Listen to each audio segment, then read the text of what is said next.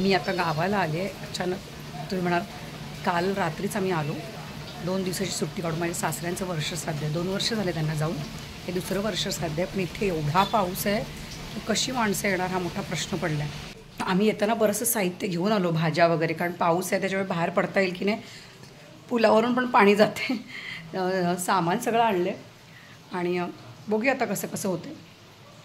15 ऑगस्टच्या दिवशी माझे सासरे ना 2 वर्षापूर्वी जेव्हा 75वा आपला हे होतं ना स्वातंत्र्य दिन, तेव्हा माझ्याशी खूप गप्पा केल्या. अर्धा तास आम्ही बोललो. मी त्यांना 75व्या स्वातंत्र्य दिनानिमित्त त्यांच्या वेळेच्या आठवणी विचारल्या, खूप बोलले. आणि मिस्टर माझ्या गावीच होते सुट्टी असल्यामुळे. मी इकडे होते झेंडावंदनासाठी. आणि मग अचानक झालं. चांगले होते, म्हणजे काय आजारी वगैरे नव्हते. 86 वय होतं.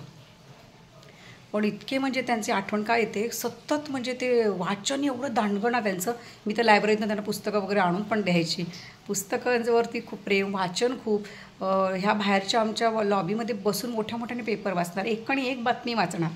आणि सगळं त्यांना नॉलेज होतं आरोग्याविषयी. काय खायचं, पथ्य, पाणी, थोडंफार कुंडली, भविष्य याचाही त्यांनी अभ्यास केला होता. आणि बसलं की त्यांच्याकडे काही ना काही शिकायला मिळणार.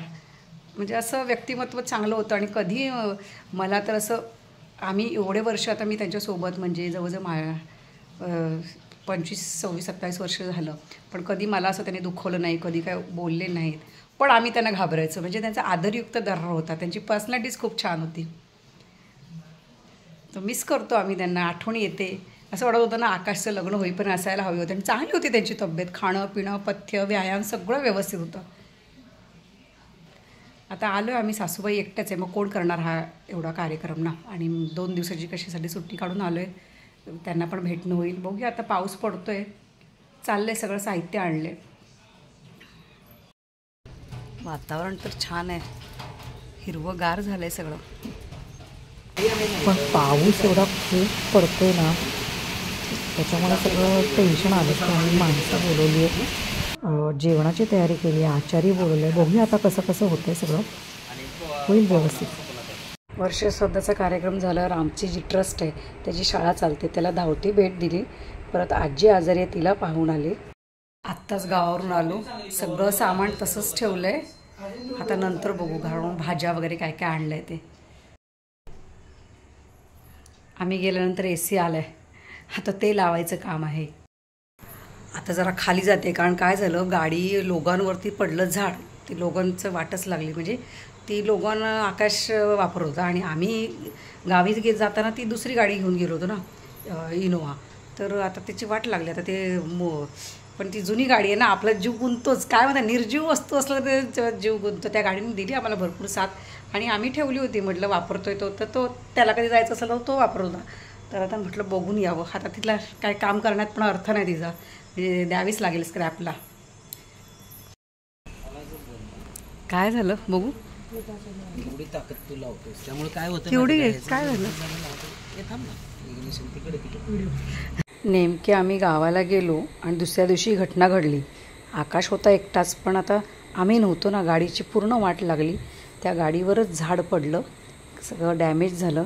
पण मी मिस्टरांना समजावलं की जाऊ देत, मनुष्यहानी, जीवितहानी झाली नाही, कोणाला लागलं नाही. गाडीलाच जे काय असेल ते झाले, जाऊ दे. ती गाडी जुनी पण झाली होती, पण तरी पण काय म्हणतात ना, ते थोडे नाराजच होते. कारण आपण मध्यमवर्गीय माणसं एक एक वस्तू कशी जीवापाड जपतो आणि खूप कष्टाने मेहनतीने त्या सगळ्या वस्तू घेतलेल्या असतात.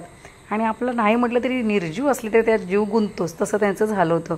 आणि गाड्यांवरती अतिशय त्यांचं प्रेम ना, म्हणजे काय करणार. त्याच्यामुळे थोडेसे आज चिडचिड चालली होती. म्हटलं जाऊ देत, 1-2 दिवस जातात हे सगळं नॉर्मल व्हायला. म्हणजे आयुष्यात घटना अशा घडत राहतात ना. आम्ही घरी पोहोचेपर्यंत शर्मिलाने आलू मटर चपात्या केल्या होत्या. हा एक फायदा होतो की ती असल्यामुळे मी जरा निश्चिंत बाहेर जाते. आल्यावर मला थोडं एवढं टेन्शन नसतं. मी फक्त आता भाताचा कुकर लावला आणि चहा केला. आता म्हटलं सगळं सामान लावूया, कारण एकदा का राहिलं की तसाच पसारा पडतो. सकाळी लवकर पण जायचं आहे. गावावरून काय काय आणलेलं. आणि एवढ्या छान दारकूच्या शेंगा आल्या. दारकू म्हणजे याला काय म्हणतात, आम्ही गावाला दारकू म्हणतो. राजमा तर आता पाऊस पडला ना खराब होणार जास्त म्हणून काढल्या सगळ्या. सासूबाई म्हणाला घेऊन जा. एकच सीताफळ मिळालं लाडक्या लेकासाठी. आणि इंद्रायणी तांदूळ आणले आता. आणि ह्या पण भेंड्या होत्या त्या शेतातल्याच आहेत.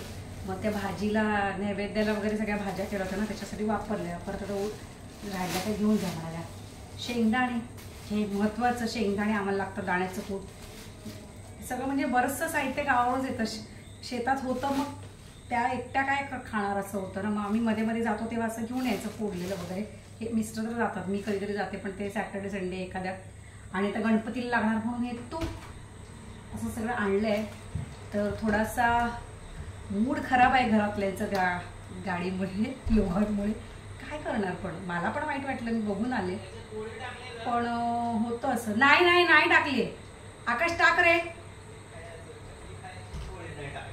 टाकते टाकते.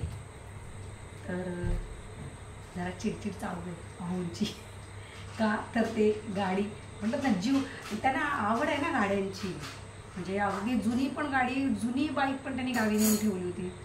नवीन बाईक तर ते आम्ही आकाशच बघतो.